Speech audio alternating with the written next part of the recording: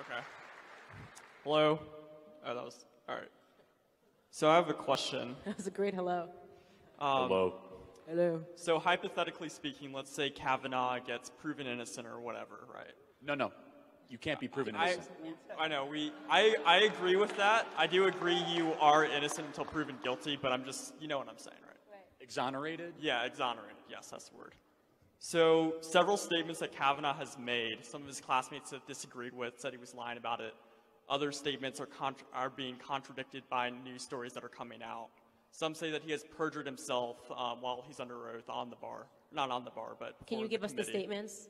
I can pull out my phone and like... No, come on, you were just been in line for 20 minutes. You don't have the statement? Yeah, I have Here's one thing I do want to say, though. Well, He likes beer. Guys, Brett Kavanaugh likes beer, all right?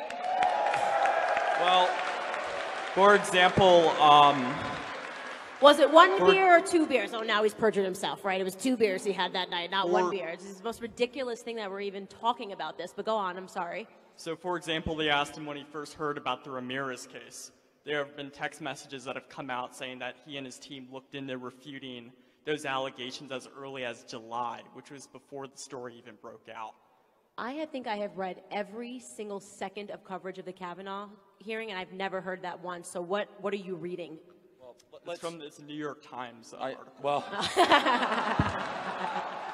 what is the New York Times?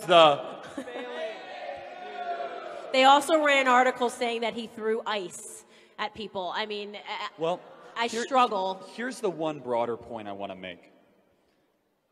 I firmly believe he did not sexually assault Dr. Ford. He didn't. He didn't sexually assault Dr. Ford. But let's look at the critique of his drinking and all this sort of stuff. I'm sure no one here has ever drank to excess, so we can all excuse ourselves from that. But isn't what has made this country so exceptional and the Judeo-Christian ethic is not who I was, but who I am? How far I have come, where you're able to say, boy, that's not who I am today, but I've come a long way, that I've made a series of decades of good choices, of behaving well and treating women with empowerment. And what I see from the left is a virtue signaling, moral superiority complex where they say you have no room for character development whatsoever throughout your life, that who you were when you're 15 years old or 18 years old is somehow the same person you are when you're 52. And what I believe, when I believe in the power of the individual, I say, hold on a second, God forbid anyone brings up what I did when I was 15. I can't remember what I did when I was 15. And I think everyone in this room did something you might have been ashamed of once or twice in your life that you don't want to have happen in front of a Senate Judiciary Committee. What I do know is this: people act in patterns. And there is no pattern of behavior for Judge Kavanaugh. It's the opposite. You have 100 women saying that he acted in unbelievable conduct. Let me finish really quick. You see in the Clinton impeachment, the Bush White House, D.C. Circuit Court judge, no accusations. But do you know who I do believe? Because there's a pattern. I believe Paula Jones and Juanita Broderick and Kathleen Willey, because there's a pattern of behavior there. And the left is silent for those victims, because the victims don't matter to the left. The politicization of it does. So I wasn't necessarily referencing the accusations. I was referencing that. So my question is, if he did indeed perjure himself, would you still support his confirmation if he did indeed commit perjury? I don't believe that he committed perjury whatsoever. And I'm telling you, when I say that I've been obsessed with getting Brett Kavanaugh confirmed, hypothetical. I know the New York Times is saying they're really digging here because they're not journalists, they're activists. And they're trying to help make sure he's not confirmed. But if he lied on the stand, and we're not talking about something as ridiculous as whether it was 1 beer or 2, then if he willingly and openly lied about something that was serious, of course I would say that he has an issue.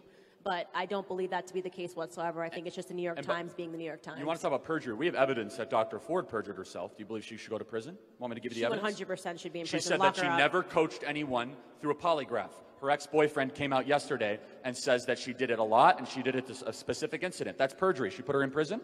She said she was afraid of flying. Apparently she was she went to the entire South Pacific. Right, and was she's flying afraid around a propeller that in Hawaii. Fiji and Hawaii and Taiwan. So she's a liar. I mean, as soon as I saw her, she just looked, the entire testimony to me just looked like she was lying and being coached and was dishonest. And I really do hope that they make an example out of her and that she ends up behind bars, preferably in a cell next to Hillary.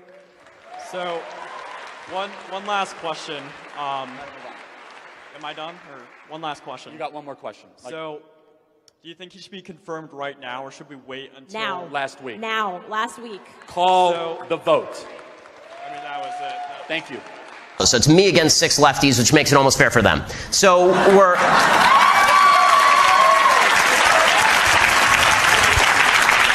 So we start this debate, and the entire debate is Caitlyn, and this is not making fun of Caitlyn Jenner. This is making fun of the media that covers Caitlyn Jenner. The entire debate was, is Caitlyn Jenner a hero or the greatest hero?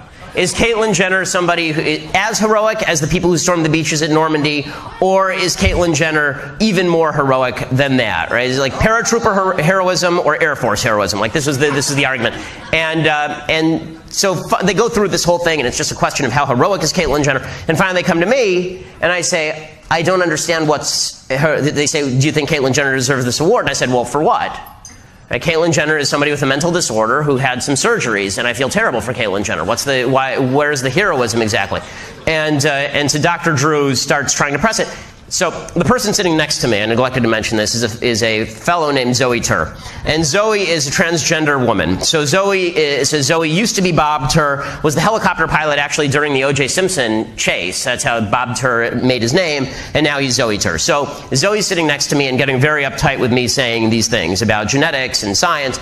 And so Zoe turns to me and says, you don't know anything about genetics, little boy. I said, well, I know enough about genetics to know that every cell in Caitlyn Jenner's body has a Y chromosome in it, with the exception, ironically, of some of Caitlyn Jenner's sperm cells. And Zoe just keeps saying, yeah, you don't know anything about genetics, little boy. And so finally I turned to Zoe and I said, well, what are your genetics, sir? And it was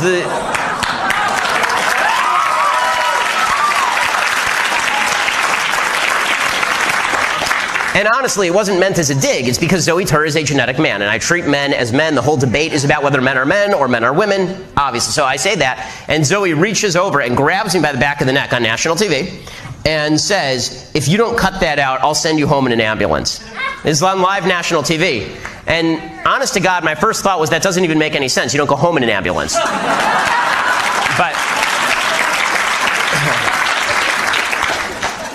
But what I said was, that seems mildly inappropriate for a political conversation. Well, the punchline of this is that everybody who's there, all 6 people, immediately turn, the other 5 except for Zoe, the other 5 turn and immediately say, Ben, how could you have said that? You knew that that was going to make Zoe so upset. You did that. That was deliberately offensive. How could you have been offensive to the pronouns, as one woman put it, and that's when I said facts don't care about your feelings. But the fact is...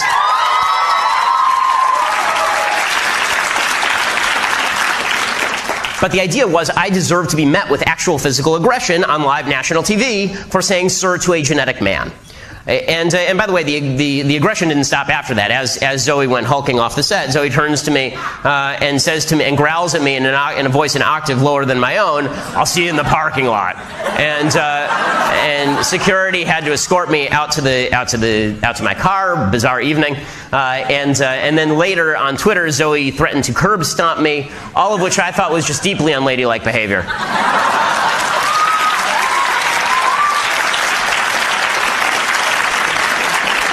But again, the idea is that microaggressions are something that have to be met with aggression, and that's why they say it on campus, because the idea is if you say something you don't even know is offensive, but is taken as offensive, people get to hurt you.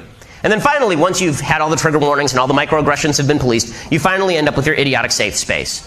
Right? The safe space where no one gets to talk, your own little bubble of happiness, which doesn't exist in the real world. Because you're going to graduate college, all these idiots are going to graduate college and infect our workplaces, and they're going to go there and expect that no one is ever going to say anything with which they disagree.